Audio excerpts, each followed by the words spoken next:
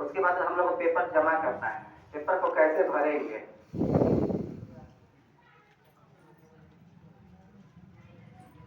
तो प्रपत्र 2 में हम लोग को फॉर्म भर के जमा करना है, जो आपके नजदीकी पोस्ट कार्ड में दे दिया जाएगा। क्योंकि हम लोग पास अभी उपलब्ध नहीं हो पाया है, 1-2 कॉपी ही आया है। जिला मुख्यालय से लगभग 1 हफ्ता 10 दिन का समय लिया गया है, 5 दिन का।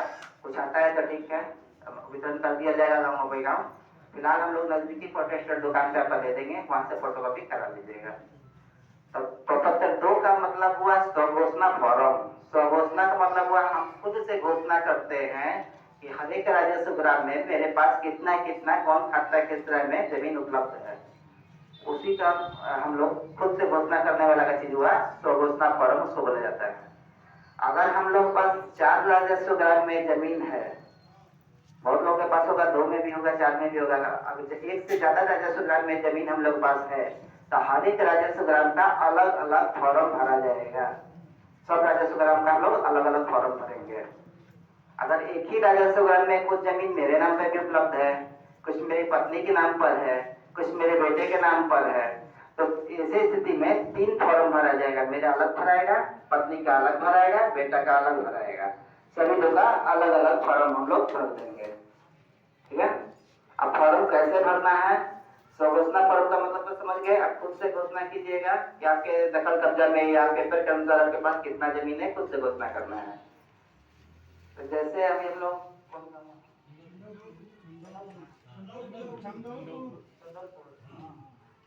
हम लोग यहाँ पे लिखा हुआ है राजस्व ग्राम। राजस्व ग्राम और मौजा दोनों एक ही चीज है। कुछ लोग कंफ्यूज हो जाते हैं कि आप मौजा जान रहे हैं, राजस्व ग्राम नहीं जान रहे हैं। तो राजस्व ग्राम और मौजा दोनों एक ही चीज है। तो राजस्व ग्राम में जैसे हम लोग चंदौलपुर का फॉर्म भर रहे हैं, यहाँ पे भर देंगे चंदौलपुर।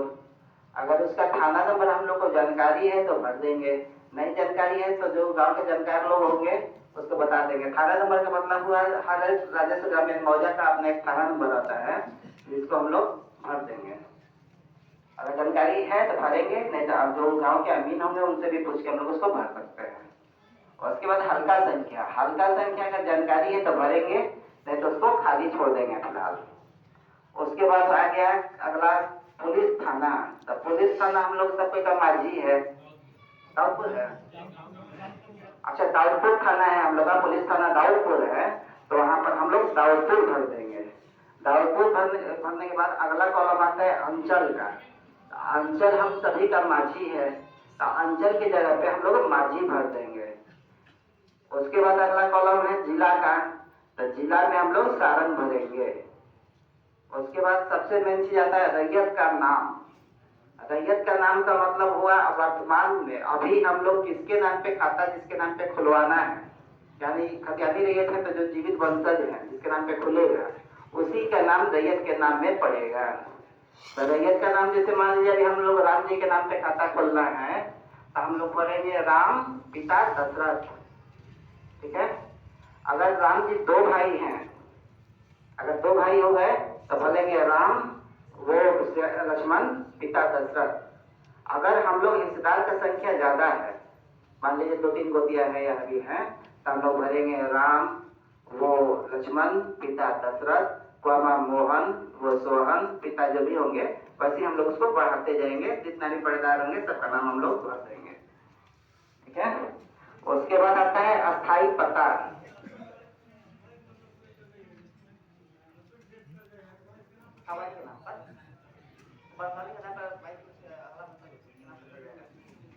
देखिए, उसके बाद है अस्थाई पता।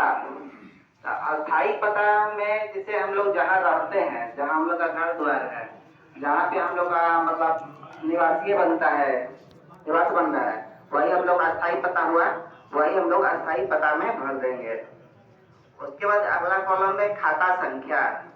तो जैसे हम लोग जो भी हम लोग पास जमीन का डॉक्यूमेंट होगा उसको जैसे ही हम लोग देखेंगे, चाहे रसीद हो, चाहे कैवाला हो, चाहे खतियान हो, वहां पे जैसे देखेंगे वहां पे खाता के साथ रकबा लिखा हुआ रहता है। तो जो हम लोग पास खाता जमीन होगा वहां पर हम लोग खाता संख्या भर देंगे। उसके बाद है अगला संख्या खेसरा संख्या। तो खेसरा संख्या हम लोग पास जितना भी खेसरा संख्या रहेगा, जैसे मान लीजिए एक आदमी के पास 5 खेसरा है तो 5 खेसरा हम लोग भर देंगे। 1 नंबर, 10 नंबर, 12 नंबर, जो खेसरा हम लोग के पास उपलब्ध है वो खेसरा नंबर को हम लोग भरेंगे। खेसरा नंबर के बाद अगला कॉलम है रकबा का। रकबा का मतलब हुआ कितना जमीन हम लोग के पास है, रकबा मतलब वही हुआ। तो जैसे अगर हम लोगों के पास 5 नंबर, 10 नंबर, 15 नंबर खेसरा है, तो 5 नंबर खेसरा में अगर 10 डिसमिल जमीन है तो 5 नंबर खेसरा के सामने हम लोग 10 डिसमिल भर देंगे। 10 नंबर खेसरा में अगर 1 एकड़ जमीन है तो उसके सामने हम लोग 1 एकड़ भर देंगे। 15 डिसमिल जमीन खेसरा के सामने हम लोग पास ज्यादा जमीन है, जितना जमीन है उस अनुसार हम लोग खेसरा के सामने भर देंगे। ठीक है,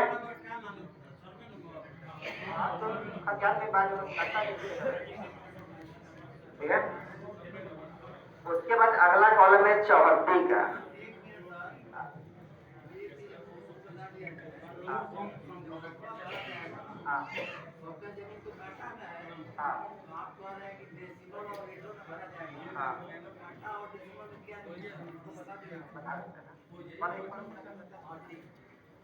उसके बाद देखिए अगला कॉलम है चौहद्दी का। चौहद्दी जो हम लोग के पास है, जो वर्तमान में जो प्लॉट का हम लोग फॉर्म भर रहे हैं खेसरा का, उसका पूरब, पश्चिम, उत्तर, दक्षिण कौन कौन आदमी रह रहे हैं, उसी को हम लोग वर्तमान में जो लोग रह रहे हैं उसी को हम लोग चौहद्दी में डाल देंगे। उसके बाद अगला कॉलम दे रहा है किस्म जमीन। किस्म का मतलब हुआ जमीन किस तरह का है। तो कुछ जमीन है जैसे हम लोग मकान बनाए हुए हैं जहाँ पर, तो वहाँ पर हम लोग आवासीय भर देंगे या मकान भर देंगे, कोई भी चीज वहाँ पर भर देंगे। उसके बाद कुछ जमीन ऐसा होगा जिसमें हम लोग खेती कर रहे हैं, धान गेहूँ बो रहे हैं, वहाँ पर हम लोग धनार भर देंगे। कुछ वैसा जमीन होगा जो पड़ती पड़ल होगा बहुत दिनों से, 10-20 साल से खेती नहीं हो रहा होगा, वहाँ पर उसको हम लोग पड़ती भर देंगे। कुछ वैसा जमीन होगा जो घर के अगल बगल का होगा, जैसे 3-4 कट्ठा जमीन है, 3 कट्ठा में खेती किए हुए हैं, 1 कट्ठा बगल में कुछ छोटा मोटा लगा रहे हैं या पत्ती छोड़े हुए हैं, सटा हुआ जमीन, वहाँ पर उसको हम लोग फीट भर देंगे। कुछ वैसा जमीन होगा जिसमें हम लोग तालाब खुदवाए होंगे, तो वहाँ पर उसको हम लोग पोखर तालाब कुछ भी भर देंगे। और कुछ जमीन ऐसा होगा जो जंगल टाइप का होगा, उसमें हम लोग जंगल भर देंगे।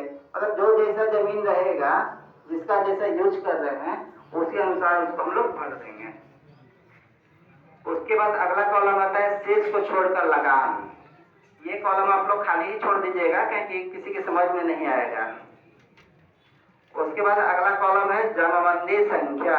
तो जमाबंदी संख्या जैसे ही हम लोग लगान रसीद जिसको कट रहा होगा, उसके दाहिने या बाएं साइड कहीं भी देखेंगे, कुछ में दाहिने साइड में कुछ बाएं साइड में है, तो वहाँ पर जमाबंदी संख्या लिखा हुआ मिलेगा, तो वही हम लोग देखकर जमाबंदी संख्या को भर देंगे। उसकी जमाबंदी जो हाल फिलहाल कुछ लोग जो केबाला कराए होंगे, अभी बहुत सारे में जमाबंदी संख्या चढ़ा हुआ नहीं मिलेगा, उसमें भाग वर्तमान पृष्ठ संख्या इस टाइप से लिखा हुआ मिलेगा। तो जो नया वाला जो केबाला होगा, जैसे उसमें जो लिखा हुआ होगा भाग वर्तमान पृष्ठ संख्या, वही चीज हम लोग जमाबंदी संख्या की जगह पर उतार देंगे। उसके बाद सबसे महत्वपूर्ण कॉलम है 10 नंबर, भूमि पर दावा का आधार। यानी हम कैसे दावा कर रहे हैं कि जमीन मेरा है, फॉर्म में तो भर दिए, दावा कैसे कर रहे हैं। तो जो खतियानी जमीन है उसको हम लोग लिखेंगे उत्तराधिकार से प्राप्त। उत्तराधिकार द्वारा मिला, हमको पहले से मिला, तो उत्तराधिकार द्वारा प्राप्त। कुछ वैसा जमीन होगा जिसको बंटवारा भी हो गया होगा खतियानी का, वहां पे हम लोग लिख देंगे उत्तराधिकार एवं बंटवारा चार्ट द्वारा प्राप्त। ठीक है। उसके बाद जो हम लोग क्रय विक्रय किए होंगे या खरीदे होंगे, वैसे जमीन को हम लोग लिख देंगे क्रय पत्र द्वारा प्राप्त। ठीक है। जो जमीन दान में मिला होगा वैसे उसको हम लोग लिख देंगे दान पत्र द्वारा प्राप्त। जो जमीन मान लीजिए हम लोग को बदलायन का जमीन जो होगा, बदलायन अगर रजिस्टर्ड होगा, मतलब मौखिक बदलायन या लिखित बदलायन होगा, तो बदलायन द्वारा प्राप्त हुआ होगा तो उसको हम लोग लिख देंगे बदलायन द्वारा प्राप्त। ठीक है। भूदान द्वारा मिला होगा तो लिख देंगे भूदान द्वारा प्राप्त। मतलब जो जमीन हमको जैसे प्राप्त हुआ है उसका डिटेल हम लोग लिख देंगे कि खेसरा को कैसे मिला है। ठीक है। उसके बाद अगला कॉलम हम लोग का आता है अभियुक्ति का।